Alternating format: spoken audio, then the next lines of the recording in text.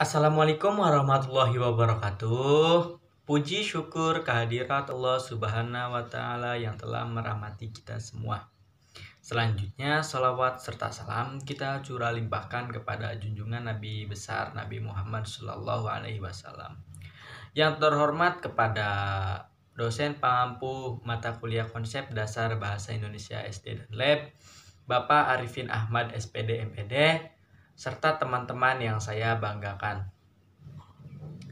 Baik, pada kesempatan kali ini saya dan kelompok saya akan mempresentasikan tentang keterampilan menyimak dengan beranggotakan Anissa Firdaus dengan NPM 2050600130, Sri Rahayu Rizawanti dengan NPM 20506152, dan saya sendiri Rizky Fadila dengan NPM 2050606149. Baik, materi yang pertama akan dibacakan oleh saya sendiri, yaitu pengertian keterampilan menyimak. Keterampilan menyimak merupakan proses interaktif yang mengubah bahasa lisan menjadi makna dan pikiran. Dengan demikian, menyimak tidak sekadar mendengarkan yang merupakan komponen integral dalam menyimak. Kegiatan berpikir atau menangkap makna dari apa yang didengar merupakan bagian dari proses menyimak. Tarigan pada tahun 1994 berpendapat bahwa menyimak merupakan suatu proses mencakup kegiatan mendengarkan bunyi bahasa, mengidentifikasi, menginterpretasi, menilai, dan mereaksi atas makna yang terkandung di dalamnya. Assalamualaikum warahmatullahi wabarakatuh. Perkenalkan, nama saya Anissa Firdaus dengan NPM 2050600130. Saya akan menjelaskan mengenai tahapan dasar kemampuan menyimak. Yang pertama, tahapan mendengar.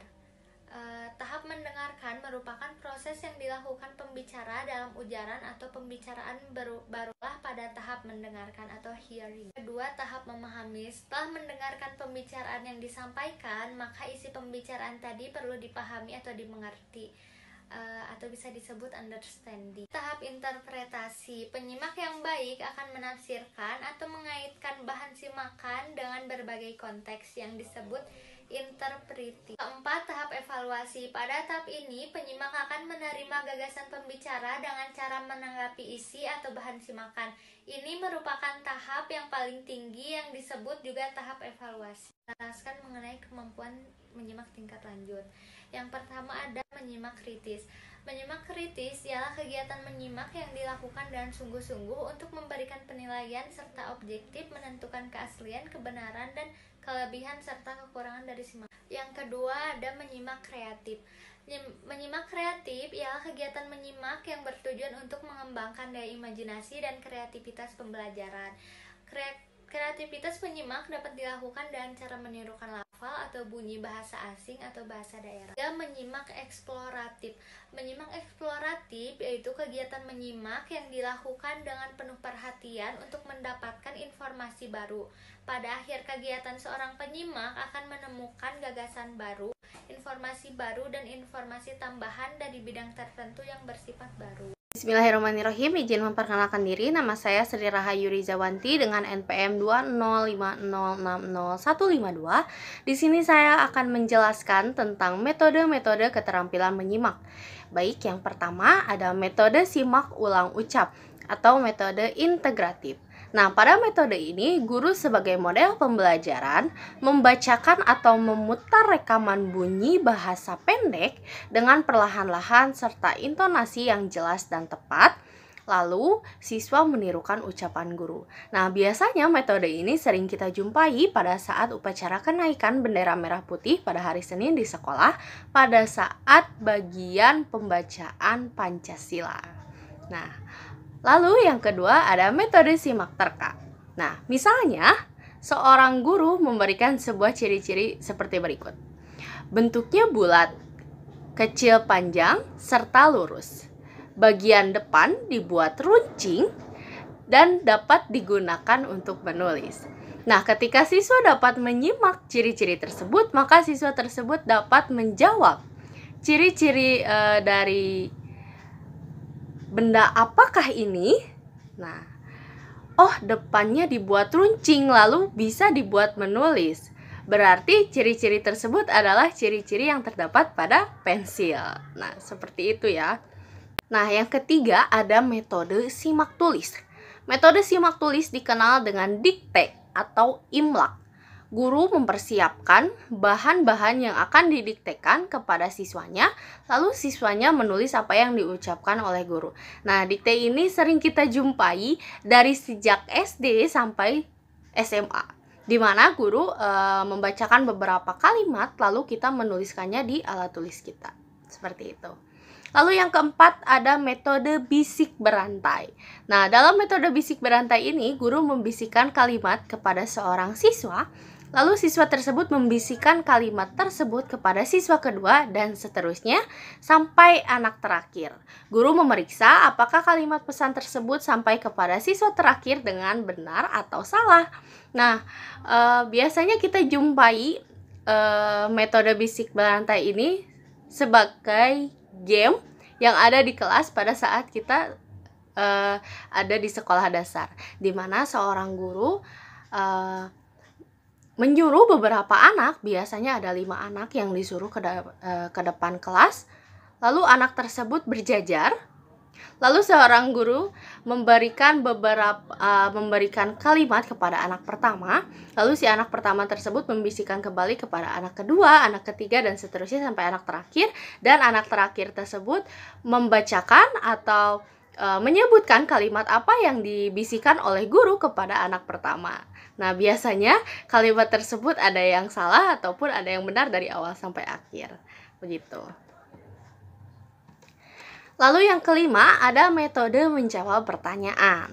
Nah, siswa-siswa yang merasa malu untuk membicarakan atau bercerita dapat dibimbing dengan pertanyaan dari guru. Nah, misalnya untuk memperkenalkan diri siswa, guru dapat mengajukan sejumlah pertanyaan kepada siswa mengenai nama orang tua, umur, jumlah keluarga, dan sebagainya. Nah, ini sangat-sangat membantu siswa yang pemalu agar ia dapat menceritakan kehidupannya atau dapat mengenalkan dirinya itu seperti apa, ya.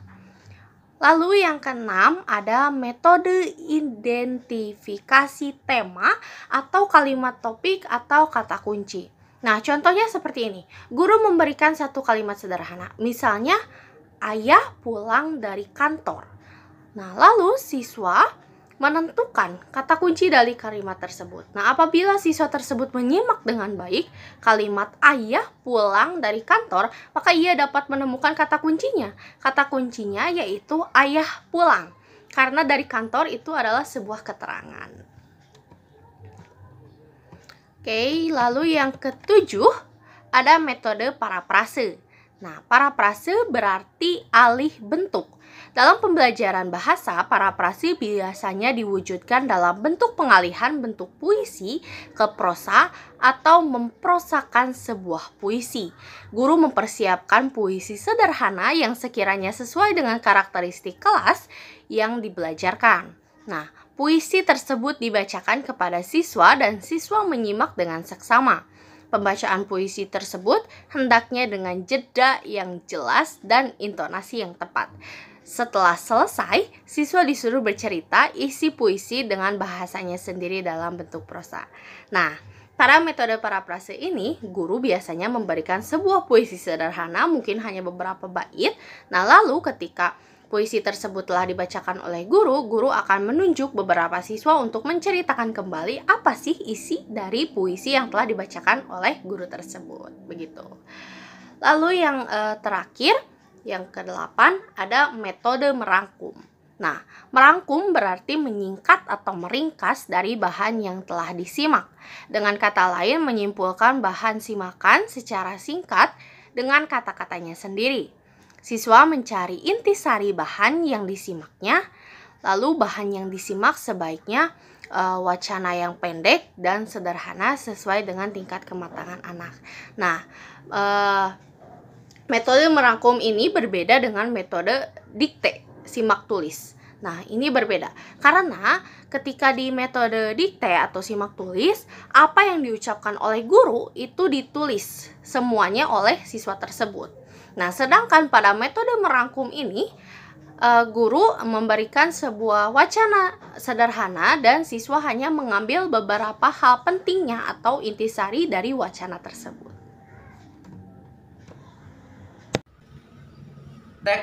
Teknik pembelajaran menyimak.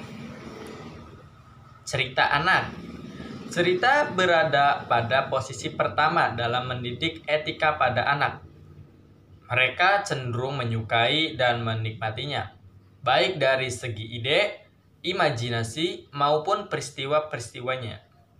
Jika hal ini dapat dilakukan dengan baik, cerita akan menjadi bagian dari seni yang disukai anak-anak, bahkan orang dewasa. Teknik by rate storytelling atau cerita berpasangan.